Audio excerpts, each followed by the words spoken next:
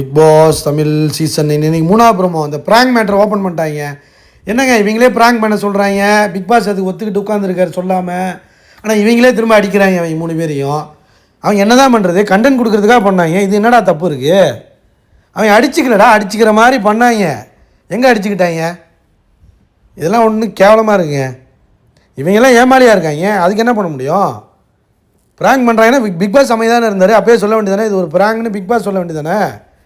Big pass எல்லாம் அமைதியாக இருப்பாராம். இங்கே விஜய் சேதுபதி வந்து கேட்க சொல்லுவாங்களாம். விஜய் டிவி பண்ணுறத பாருங்க.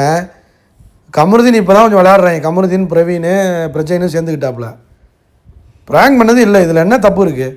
கோமாளிங்க சுற்றி உள்ளவங்க தான் கோமாளிங்க அழுதுகிட்டு இருந்தாங்க. சாண்ட்ரா அழுதுகிட்டு இருந்துச்சு. ஆனால் விக்ரம்லாம் இருக்கான் பார்த்தீங்களா, கேவலங்க. அவன் ஒரு வந்து சரியான பால்வாடிங்க. அவன் விக்ரம் வந்து சரியான பால்வாடி. அவன் பால்வாடி மாதிரி எதாக இருந்தாலும் அழுவ ஆரம்பிச்சிடறான். இப்போ என்ன சொல்கிறாங்க, அது வந்து ஒருத்தவங்க லைஃப் போச்சுன்னு அவர் ஃபீல் பண்ணாராம். யார் இவர்? டே கேம் ஆட வந்திருக்கீங்கடா, அடுத்தவங்க லைஃப் போச்சுன்னு ஃபீல் பண்ணுறதுக்கா நீ உள்ளே வந்து உட்காந்துருக்க பிக் பாஸில்? லூசாடா நீ, எவனை பற்றியும் யோசிக்க தேவையில்ல. நீ கேம் ஆடு, ஜென்யூனாக ஆடு, நீ ஆடு, உனக்காக ஆடிக்க. ஒருத்தரும் இண்டிவிஜுவலாக அவனுக்கு கேம் ஆடணுங்க. அதுதாங்க பிக் பாஸு. அவங்க வந்து ஃபீல் பண்ணாங்களாம். டே அவங்க பண்ணுறாங்கன்னா அவங்க ப்ராங்க் பண்ணி வெளியே தெரியணும், கண்டென்ட் வெளியே வரணும்னு ப்ரோமோலே வந்தாங்களா இல்லையா? அவங்க கண்டென்ட் பண்ணதுனால தான், அந்த ப்ராங்க் பண்ணதுனால தான் உங்களுக்கு கண்டென்ட்டே கிடச்சிச்சு விஜய் டிவிக்கு, இந்த ஷோக்கு.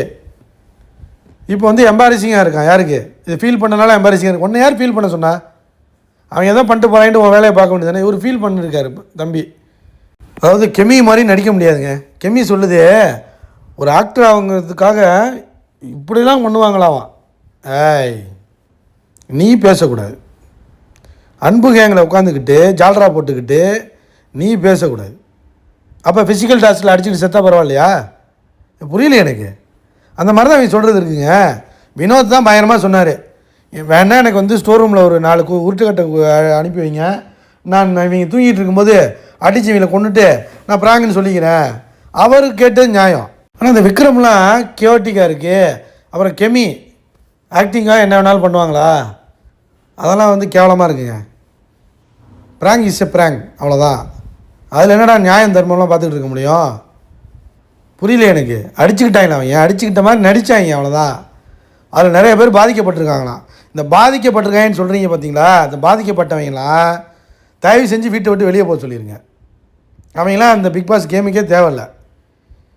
ஏதாச்சும் சீரியல் நடிச்சிருப்பாங்க, ஏதாச்சும் ஒரு கண்டென்ட் கொடுத்துருப்பாங்க, அவங்கெல்லாம் கொண்டாந்து உள்ளே போட்டு என்ன பாதிக்கப்பட்டாங்க எனக்கு புரியல எனக்கு. பாதிக்கப்பட்டாங்கிறாங்க. மக்கள் எதுவும் பாதிக்கப்பட்டாங்களா? அதில் இல்லையே.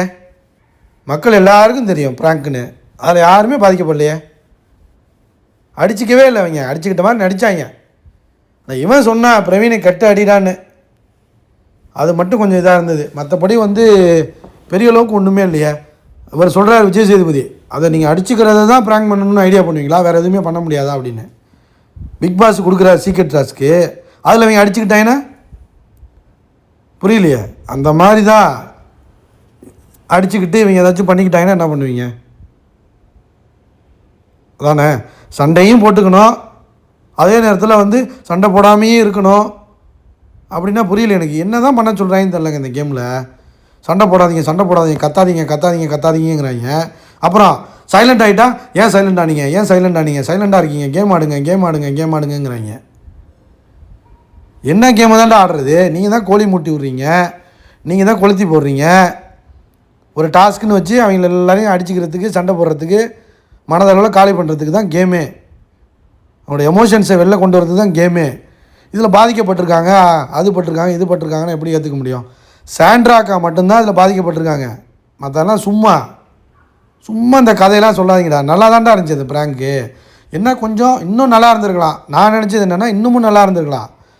ஒரு சப்பையாக இருந்த மாதிரி இருந்துச்சு. ரொம்ப பெரிய அளவில் ஹைப்லாம் ஒன்றுமே கிடையாது. ஹைப் இருக்க மாதிரி அதை ஒரு பெரிய விஷயமாக உட்காந்துக்கிட்டு ப்ரோமோலலாம் கொண்டு வர்றாங்க. சனிக்கிழமை ப்ரோமோவில் வர்ற அளவுக்கு அது ஒரு ப்ராங்காங்க. அது சப்பாங்க. சுற்றி உட்காந்துருந்தாங்க பார்த்தீங்களா ஹவுஸ்மேட்ஸு, இவங்க தான் கோமாளி. அதை நம்பினாங்க பாருங்கள். ப்ராங்கை உண்மைன்னு நம்பினாங்கல்ல, இவங்க தான் கோமாளி. விக்ரம்லாம் கோமாளி. அவர் காமெடி பீஸு பால்வாடி மாதிரி பண்ணுறாங்க. பச்சைப்பால் மாதிரி இருக்கான். என்ன சொல்கிறதுன்னு தெரிலங்க. வெயிட் பண்ணி பார்ப்போம். எந்த மாதிரியான சம்பவம் அட்வைஸ் பண்ணுறாரா என்னென்னு பார்ப்போம். லைக் பண்ணிட்டு வீடியோ பாருங்கள் ஃப்ரெண்ட்ஸ். கண்டிப்பாக கமெண்ட் பண்ணுங்கள், சப்ஸ்கிரைப் பண்ணுங்கள்.